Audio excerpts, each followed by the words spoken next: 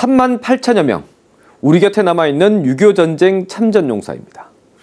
해마다 10,000명가량 세상을 떠나고 있는데요. 목숨을 걸고 나라를 지켜낸 이들은 어떻게 살고 있을까요?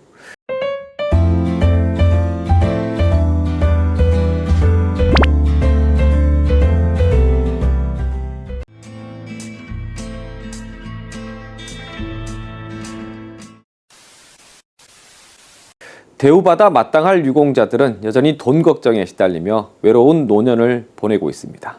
전보곤 기자가 취재했습니다. 6.25 전쟁 74주년을 앞두고 행사장에 모인 참전 용사들.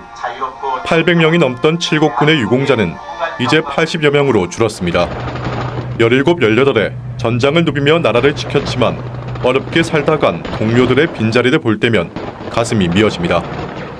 나라를 원망할 수 없이요, 뭐. 본인이 지키신 나라를 원망하신다. 그렇지, 예. 혹시 뭐 때문에? 이렇게 고생한 사람들한테 먹고 살도록 해주니까 불평하지.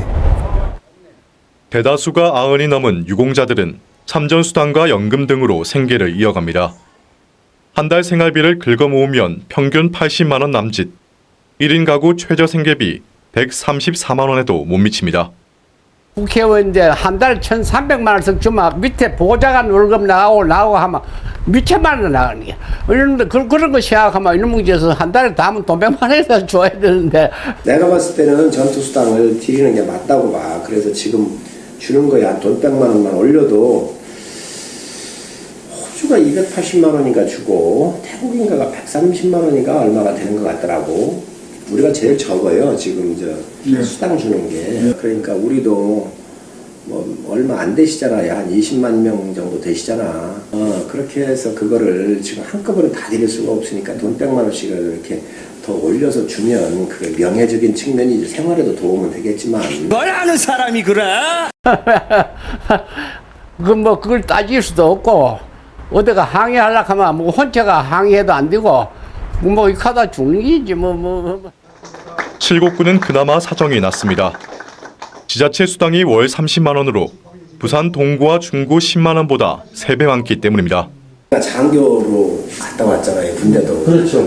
그래서 우리 월남이나 6.25 선배님들에 대해서는 정말 국가가 해줄 수 있는 최고의 예우를 해줘야 한다고 생각해요. 지금 현역도 마찬가지.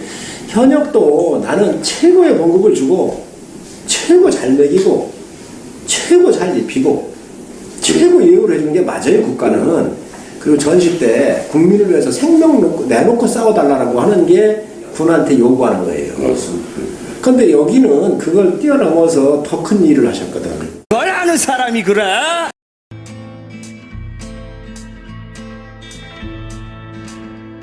가슴 아픈 이야기를, 묻어뒀던 이야기를 할 테니까 충격받을 수 있어요. 끝까지 보셔야 됩니다. 뒷목 잡을 수 있습니다. 자, 6.25 전쟁 당시 미군이 민간인을 폭격했다고 하고 제목을 달았습니다. 넘어가겠습니다. 먼저 증언들을 보겠습니다. 한국에는 더 이상 폭격 목표가 없다. 모든 것이 파괴됐다. 한반도는 단지 끔찍한 잿더미일 뿐이다. 미국 공군 사령관 증언이에요. 우리는 한국의 북쪽에서도 남쪽에서도 모든 도시를 불태웠다. 우리는 민간인 몇 명 죽었다고 나오나 봐요. 이 증언 누가 했나 봐. 미국 공군 대장 커티스 르메이의 증언. 100만 명 이상의 민간인을 죽였다라고 하잖아요. 폭격으로. 미국이 증언하잖아. 이죠. 증언에 입각해서 강의를 했죠. 자, 다음 페이지 가볼게요. 실제로 이제 미국의 북한 초토화 작전이라고 이야기하는데 한국전쟁 당시 거의 하루에 500대에서 1500대 정도의 비행기가 출격을 합니다.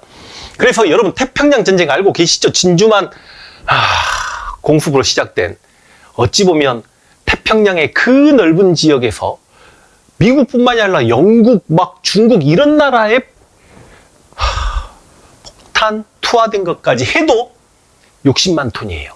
역설적으로 인류 역사상 가장 많은 포탄 세례를 받은 게 우리 한반도입니다. 슬프죠? 자, 그런데 북한에서 이렇게 초토화 작전 때문에 어마어마한 폭탄 투하가 이루어졌고 얼마나 많은 민간인이 죽었는지는 이건 북한 측이 알고 있어요. 저는 오늘 그러면 남한에서 무고한 민간인이 얼마나 죽었는가를 이야기하겠습니다. 여러분, 제가 직접 답사까지 가지고 왔어요. 이게 총알 자국이긴 한데 충청도 영동군 환감면 노군리 학살 사건이라고 유명하죠. 아니 그러니까 미군들이 노군리 지역의 주민들을 소개 명령을 내려서 이 노군리 주민들이 논두렁 밭두렁 걷기가 힘드니까 철도길 경부선을 타고 걸어가는데 거기는 인민군이 없어요. 북한군이 없어. 근데 미군 전투기가 무작정 폭격을 가하니까 이 주민들이 수백 명이 철로길에서 내려와서 이게 쌍굴입니다. 이 쌍굴에 숨어요. 그래서 미군이 실수였겠지? 우리를 인민군으로 알았겠지? 물론 수십 명이 일단 죽었어. 나머지 사람들이 다시 피난을 떠났는데 또 폭격을 해. 그러니까 오지도 가지도 못하고 여기 숨었어요.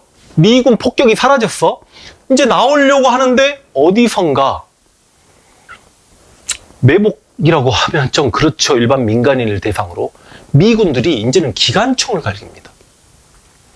그러니까 이 굴에서 나오질 못해. 미군이 계속 저준 사격을 하니까 죽은 사람 시신을 이렇게 쌓아요. 근데 이 저준 사격이 사람이 개구리를 죽여도 그렇게 안 죽여.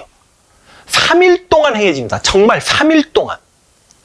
그래서 이제 괜찮겠지 하고 빠져나오면 또 저준 사격. 그래서 당시 살아남은 사람들은 여기가 지금 화면이 잘 안 잡힙니다만 여기 개울이 흘러요. 쌍굴 한쪽에. 그래서 포복해가지고 간신히 살아남은 사람들이 있죠. 그래서 여러분 영동군에 가면 다음 페이지 보시면 이렇게 실제로 노군리 평화공원에 당시 폭격당하기 직전에 피난 가던 한국인들의 모습, 이런 실제 당시 사진들, 기념탑 다 있죠. 다음 페이지 가겠습니다. 실제로 생존자의 증언입니다. 희생자들이 터널 주변과 겨울바닥에 널려 있어 일부 사람들은 날아오는 총탄을 막기 위해 시신들로 바리케이트를 쌓기도 했으며 살아남은 사람들은 개울을 흐르는 핏물을 떠먹으며 나흘을 버텼다. 안 믿을까봐 한국, 미국 공동 발표문을 보겠습니다. 1950년 7월 마지막 주 노군리 주변에서 미군이 숫자 미상의 피난민을 살상하거나 부상을 입혔다. 자, 지금 저는 대표적인 노군리 학살 사건만을 이야기하려고 하는 게 아니에요. 일단 엄청난 미국의 민간인 폭격은 북한에서 정말 말할 수 없이 많이 행해졌고 남한에서 대표적인 사례가 노군리 학살 사건인데 이 노군리 말고도 셀 수 없이 많습니다. 다음 넘어갑니다. 그래서 한강은 저처럼 노벨문학상을 받은 한강 작가는 한국전쟁을 알고 있어요. 들여다본 거죠. 그래서 이렇게 이야기합니다. 미국이 전쟁에 대해서 말할 때 한국은 몸소리친다. 노군리 학살 사건에 대해서 한강이 이렇게 글을 썼습니다. 뉴욕타임즈에. 한반도에서 일어난 한국전쟁은 인접한 강대국들에 의해 일어난 대리전이었다. 수백만 명의 사람들이 3년의 잔혹한 기간 동안 잔인하게 살해당했고 미국군이나 동맹군이 남한 주민을 잔혹하게 살해했던 몇 가지 사건들이 재조명될 뿐이었다.